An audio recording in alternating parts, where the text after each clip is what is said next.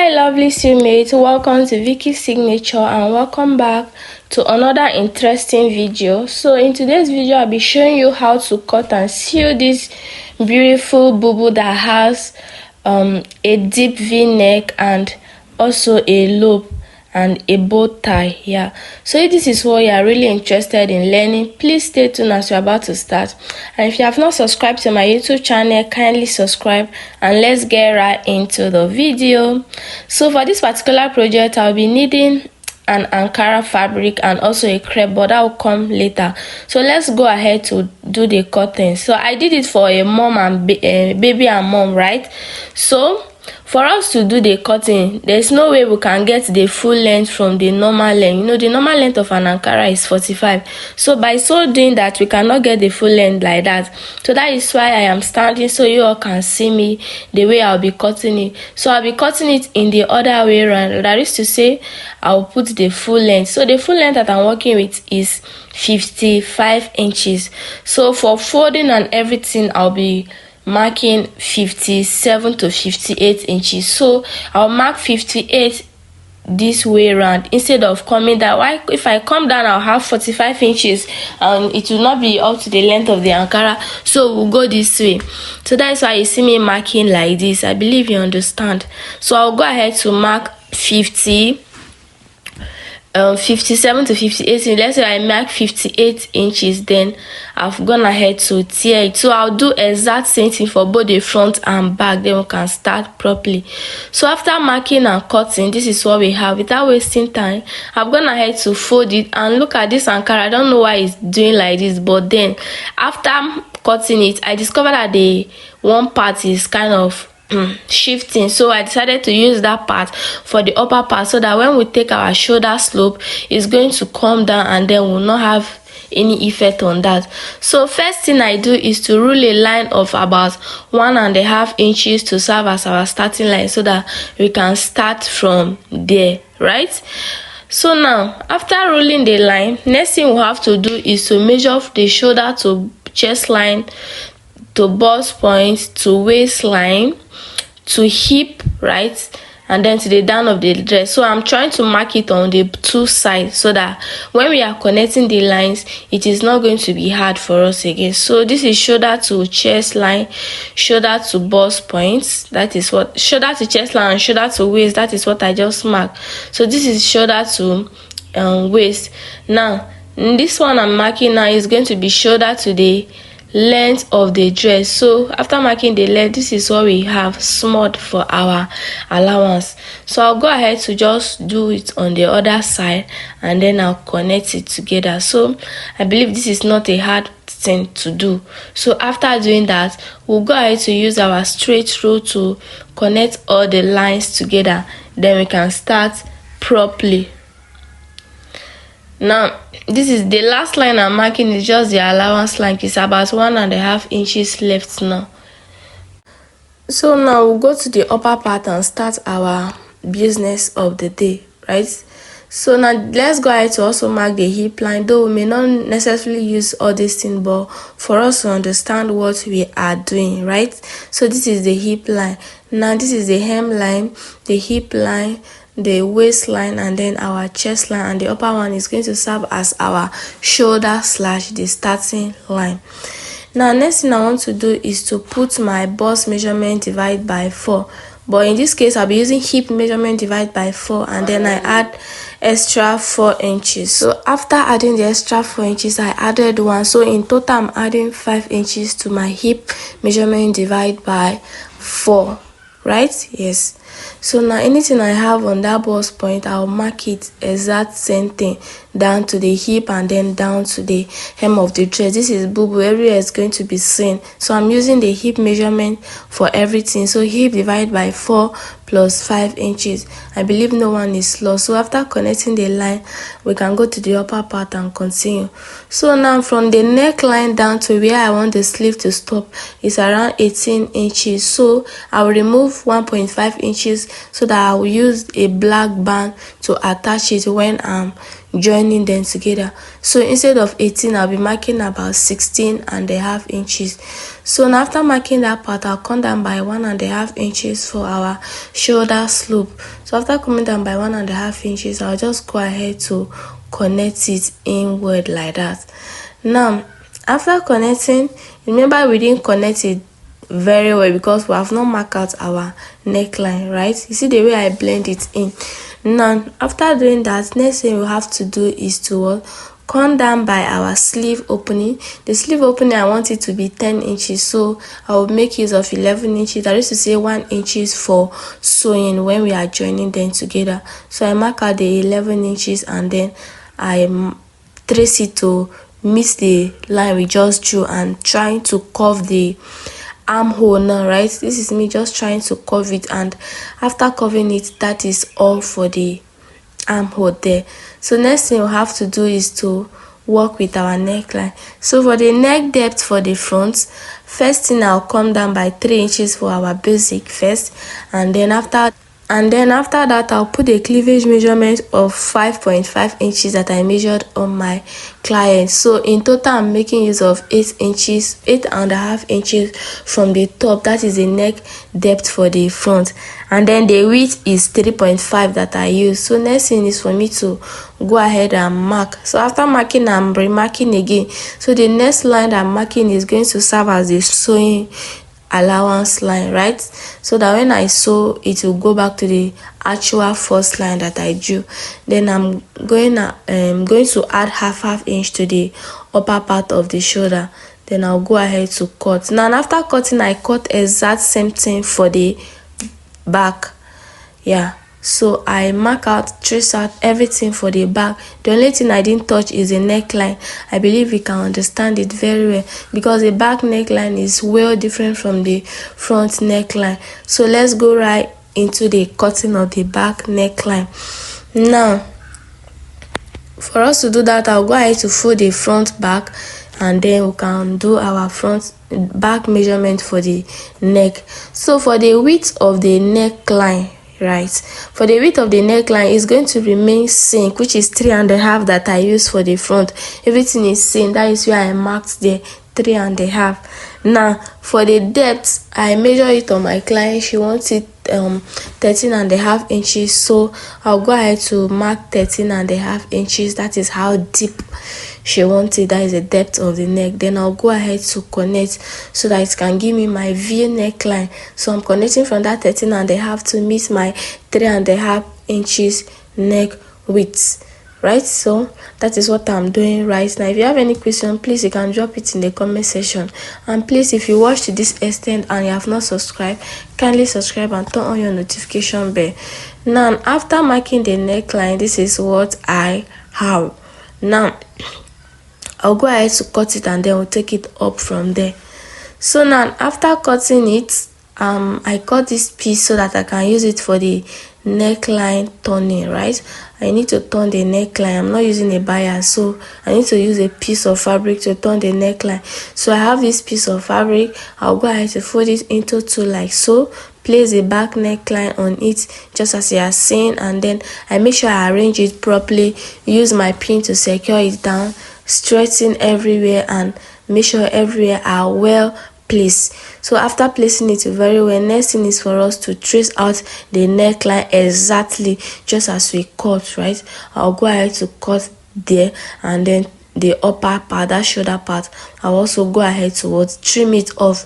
After trimming it off, I'll go ahead to remove the pin. Yeah, I'll remove the pin. I'll detach the neckline and the turning piece from it.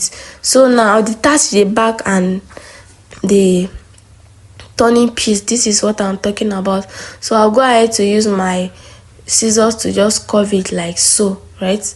I'll curve it like so. Then after curving it, I'll use it to turn the neckline perfectly. So I'll go ahead and do same thing for the front. I'll cut a piece that I'll use in turning the neckline, and that is how it's going to look like. This is how it's going to be looking like, right? So now for us, the back neckline is kind of tricky. So this is part one of the main reason why we are doing this tutorial. So for us to do that, I came down by about 2 inches from my neckline. then after sewing I'll have about 1 inches before, right? So I came down about 2 inches. From that 2 inches I'll come down by 3, right? I'll be marking 3 inches. I'll mark another 3.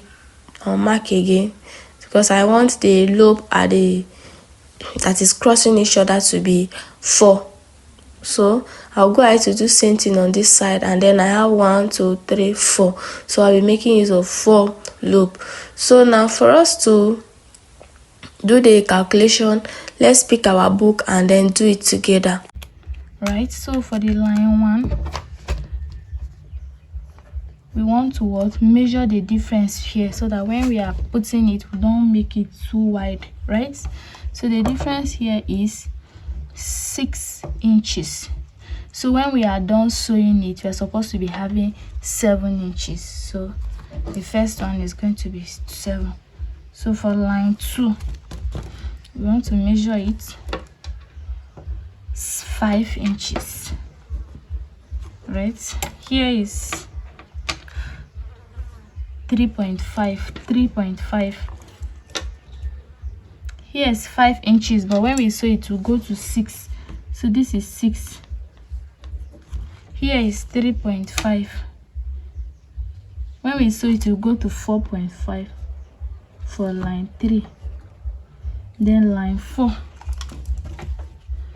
we have 2 inches. So when we sew it will go to 3 inches. So now when fixing the strap, we make sure we use 7 inches for the line 1, 6 inches for line 2, 4.5 for line 3, and then 3 inches for the last one, right? So we now understand this. So for us to understand it more, we can just go ahead to give it a little notch. So this is me notching all the points so that when we are joining it on our sewing machine, it's not going to be difficult for us. So I'm gonna to notch all the parts.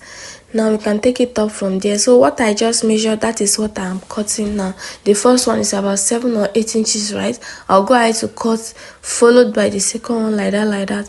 And after cutting it, this is me arranging it so that we can see it before we go over to the sewing machine and start doing the work together.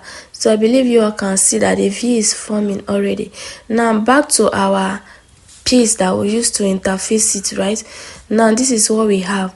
After placing it like so, I make sure all sides are equal. Remember, we cut it everything equal. So look at the way I'll be placing the loop inside.